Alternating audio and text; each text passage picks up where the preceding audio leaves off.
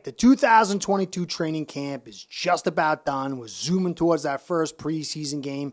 Then it's a hop, skip, and a jump to the 2022 regular season game, week 1.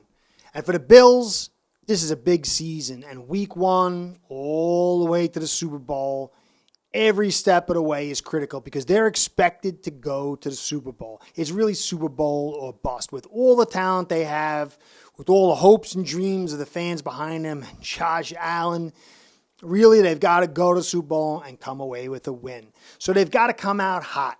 And, you as a fan, you really can't tell if your team's winning. You can look at the scores in the preseason, and it doesn't really mean much. I mean, you can watch the player battles and kind of see where the young guys, they're developing and stuff. But other than that, you really can't tell if they're winning. But you can clearly tell if they're losing when you see major injuries hit a team. And you can see the Tampa Bay Buccaneers, they have Super Bowl aspirations again, and as insane as it is, they think Brady's going to go get his 55,000th Super Bowl appearance and win or whatever. But the loss of Jensen really put them behind the 8 ball and might cripple their opportunity to get there. They still might get there, but it's going to be much, much harder. Now, the Tampa Bay Buccaneers are losing this preseason and training camp.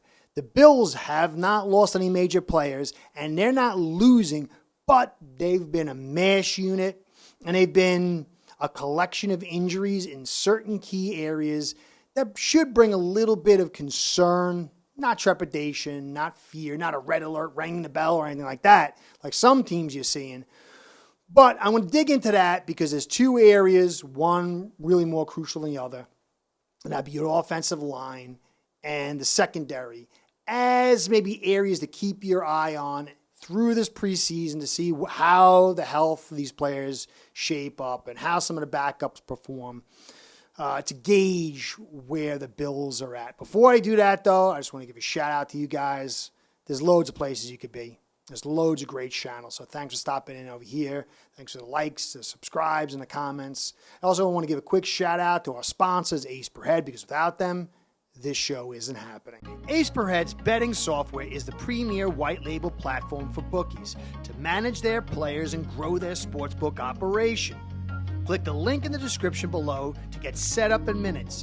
Ask for the Curtis promo and get a special introductory discount. All right, so the Bills, they got Colts week 1, Dolphins week 3. They got the Rams after that. And they've got to get through this first quarter of the season with no losses or maybe one. You could say one. One's not a terrible thing.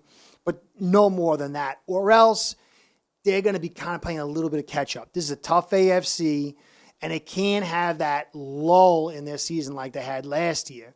So these injuries, while the not ringing the bell concern, should bring a little bit of, let me see how it's playing out. Now, the secondary, without Trey White because of the torn ACL last year, he's not practicing yet, but all accounts is he'll be ready for week 1, but in a very limited role. And then midway through the season is when he'll hit his stride as far as reps. Now, Micah Hyde, had that hip injury. It was very scary. A lot of people stopped the music. They put him on the cart. It was like, whoa, whoa, whoa. But, he's all right. He's just gimpy a little bit, and, he's going to recover. But he's a little bit older, so it's, maybe keep your eye on it, but nothing big. And then you got Poyer, who got the hyper-extended elbow. That's a little bit more of a concern. But I'm not really too worried about that secondary going into week 1. Colts, I think, are going to be a very dangerous team with Matt Ryan. But they're going to be more of a run-type team, and your run defense is not really been beaten up too much. Tim Settle, he has a little bit of a groin issue, and that does bother me because I really like that signing for you guys.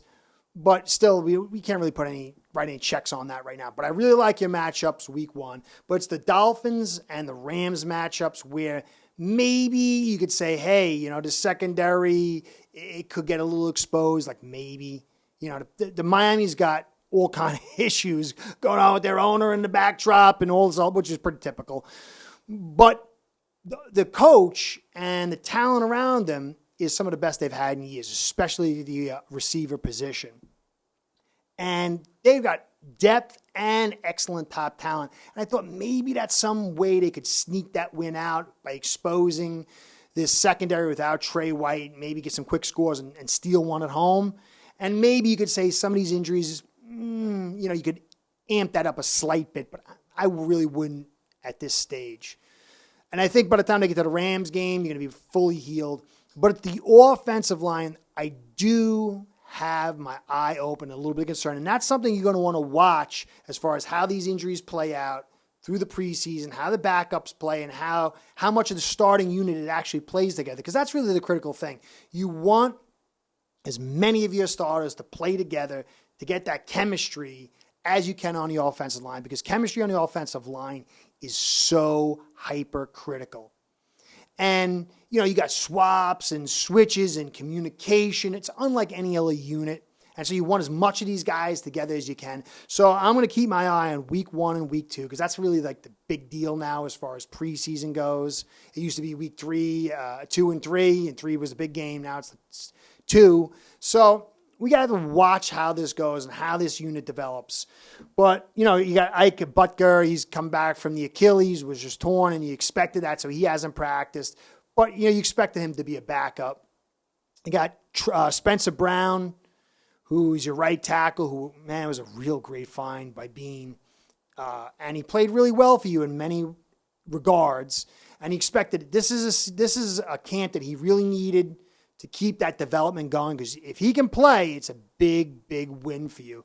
But he's been kind of limited due to undisclosed injuries from what I've seen. And I don't like that. That's a little bit of a flag for me. Nothing serious, but he's a very tall guy.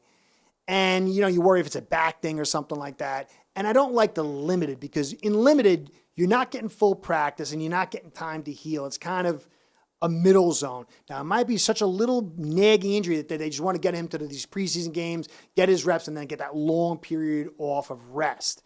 So we'll have to wait on and see on that. But he's a big piece, and I want to watch how that plays out. Now, Ryan Bates, he missed 5 practices early, and that sucks. But you'd rather have him miss them than in the preseason. And he's a pretty good player, so it's good to get that little soreness out of the way early, get that stuff out of there and get him to be healthy during your preseason. But we got to see how that plays out, if this is going to come back again. Tommy Doyle, he's been in and out. He's a backup tackle. It's not the end of the world, but you want to see a younger player get as many reps as he can, because you never know when he's got to step up. But the main concern is Roger Saffold III. Scott Frazier, who's a Bills fan who watches this channel, alerted me to your Bills, the offensive line. So he's like, pray for my offensive line. I'm like, I'm a Fins fan. I don't know if I should, but I will, because I like you. He kind of directed me to go look into this offensive line, and that's when I saw all these injuries. And I thought Saffold's was bruised ribs, but now that I found it's cracked ribs. And he's 34 years old, and I don't like that. That's a little bit of a red flag, because he was such an excellent signing. And he's going to be a big piece to get you guys balanced. And since I've been covering the Bills, I've been saying that Allen is super good. You could just put him in, fun bowl all you want. And he's going to do really well. Look what happened last week in a game against KC in the playoffs. But to me, to get to that Super Bowl and have that week in, week out consistency, and even to make him the most dangerous, you need a balanced offense so he doesn't have to run the football, so he can work on those play actions and really have a threat to suck up that secondary. And so you can roll out and either take it on the ground with lots of space, or then, again, hit it over the top. It's just going to make him so much more dangerous, and it's going to rest your defense and just bring consistency to your whole team. And that's what the Bills lacked last year. They had that bad first game, then a bunch of awesome wins, and then up and down, up and down, up and down. And the run game brings consistency. Now, you don't have to be dominating, but effective will make this team the type of team that can go to the Super Bowl and win it. And the offensive line is where it's going to happen. And Saffold, I thought, as a major piece to drive that. Now, thankfully for you guys, you got Quisenberry. Quisenberry is another signing from the Titans, who was an excellent, excellent, excellent signing. And I'm going to use him to give you a little bit of hope for a player that's kind of like a pariah to Bills fans, and that's Cody Ford. Now, Quisenberry, he really had a great season 3 years ago, but he was like 28 or 29 when he had his first really good season. Other than that, it was like he was a ghost. Then he had a second year, was a little bit of injuries, and last year had a very good season. So he's here for you. He's healthy. He could play guard and tackle, and that's great. But Cody Ford, your GM Bean is a really good GM. Real smart guy. I've been watching some of his interviews just to get to understand him, and I really like what he does. And he has kind of committed to Ford. And I think there is some validation to that, to the possibility of hope that this kid can finally show out to be something to help this team. Because so far, I can understand why Bills fans aren't in love with him. But this guy's a big dude, 334. And sitting in that fun ball system where he's constantly in pass protect is not the best system or best avenue for his skill set, a guy that big. I think this balanced system and a little time to develop. I mean, offensive line, it takes a little physical maturity, mental maturity. They're notoriously slow to develop. And so I do think that maybe some of these injuries could get him the extra reps to get up to the system and the new system, and maybe even other guys around him to help him get to that point where he can at least be a solid backup is a possibility. And he's a guy I'm going to be watching along with the rest of the offensive line. To me, that's the key. This is where I'm going to focus on, along with a few other pieces for you guys. So I think that there's no code red going down, but a little bit of concern. And, I'm a Fins fan. I want my team to win. So, I'm not super rooting for you. But Saffold did bother me a little bit because I really think that this guy was a big piece. And the quicker he can get back in there, I think you're going to see a big difference with him in there and not.